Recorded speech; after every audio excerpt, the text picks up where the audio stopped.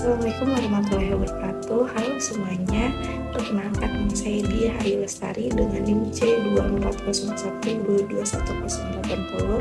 Di sini saya akan menjelaskan fisiologi hewan air dengan materi laju pengosongan isi lambung dan juga pencernaan pakan secara in vitro. Penasaran gak sih apa aja yang dijelasin di kedua materi ini? Pertama, kita masuk ke laju pengosongan isi lambung. Laju pengosongan isi lambung sendiri didefinisikan sebagai lama waktu yang dipakai oleh organisme akuatik khususnya untuk mengosongkan isi lambungnya. Jadi dari waktu dia makan sampai lambungnya kosong kembali itu dikatakan sebagai laju pengosongan isi lambung. Gimana sih bisa dikatakan lambungnya itu kosong? Lambungnya itu kosong ketika mereka setelah memproses makanannya secara baik itu mekanik maupun kimiawi, lalu mengeluarkannya dalam bentuk residu.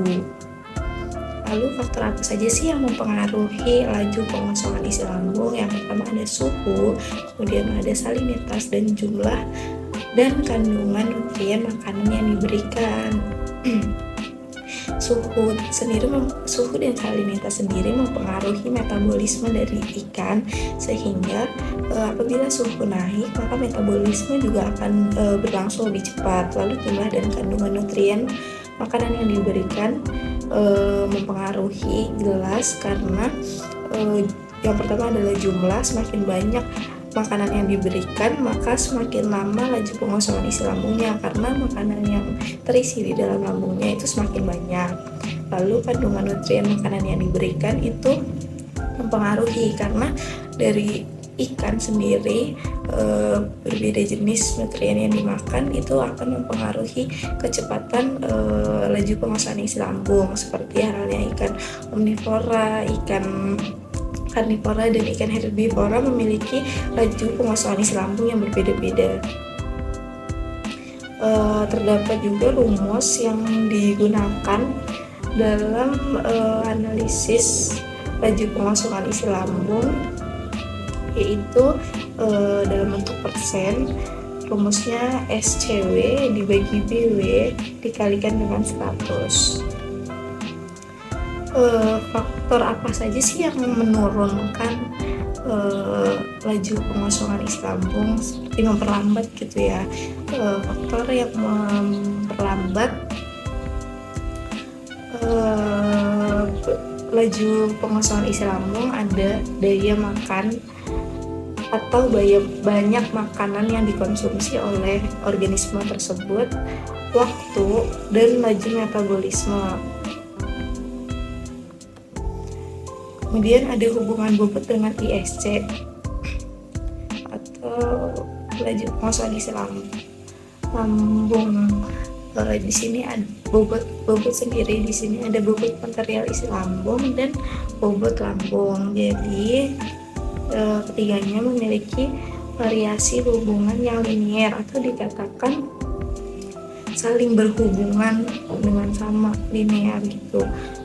Apabila bobot material isi lambung mengalami kenaikan, maka bobot lambung juga akan mengalami kenaikan dan nilai ISC juga akan mengalami kenaikan. Begitu pula sebaliknya, apabila bobot material isi lambung mengalami penurunan, maka bobot lambung akan turun dan nilai ISC juga akan turun. Dengan laju pengosongan isi lambung memiliki kaitannya dengan ukuran dan tinggi suhu. Ukuran di sini menyatakan ukuran dari organismenya, seperti halnya panjang tubuh, bobot, seperti itu. Semakin besar ukuran dan tinggi suhu, maka semakin laju pengosongan lambung. Jadi dapat dikatakan juga ukuran dari organisme dan tinggi suhu mengalami hubungan yang linear dengan laju pengosongan isi lambung. Semakin kecil ukuran organisme akuatik tersebut dan semakin rendah suhu, maka cepat laju pengosongan isi lambungnya akan mengalami penurunan.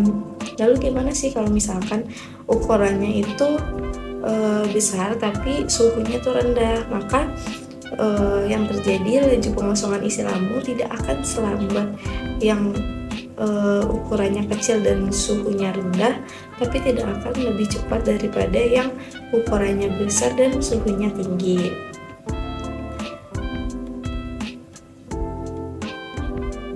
Lalu kita masuk ke materi pencernaan secara in vitro. Pencernaan secara in vitro sendiri didefinisikan sebagai proses pencernaan, yaitu proses menyederhanakan makanan secara kimiawi maupun fisika atau mekanik untuk merubah senyawa yang awalnya kompleks menjadi sederhana. Senyawa yang kompleks itu seperti kita memberikan pakan, atau mereka memakan dedaunan, mereka memakan organisme aquatik lainnya.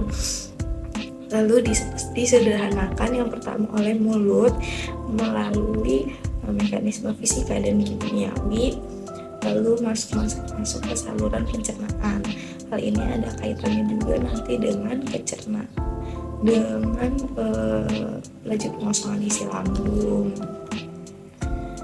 Jadi organisme yang mengkonsumsi makanan akan menyederhanakannya agar bisa diserap oleh tubuh, lalu berperan bagi penggunaan energi, proses metabolisme, karena semua organisme, baik organisme akuatik maupun manusia, semuanya membutuhkan makanan sebagai sumber energi dari kehidupannya. Lalu proses fisik atau mekanik di sini bergerak dalam proses pencernaan yang melibatkan gerakan-gerakan seperti gerak peristaltik lambung, seperti itu. Fungsinya sama, masih melakukan pencernaan untuk menyederhanakan partikel yang tadinya masih kompleks atau besar menjadi lebih simpleks atau sederhana. Lalu pencernaan secara kimiawi melibatkan enzim-enzim yang ada di dalam tubuh dari organisme akuatik tersebut. Enzimnya tersebar kebanyakan di area lambung, karena lambung melakukan pencernaan kimiawi yang paling kompleks. Semakin kompleks enzimnya, maka pencernaannya akan semakin cepat gitu, karena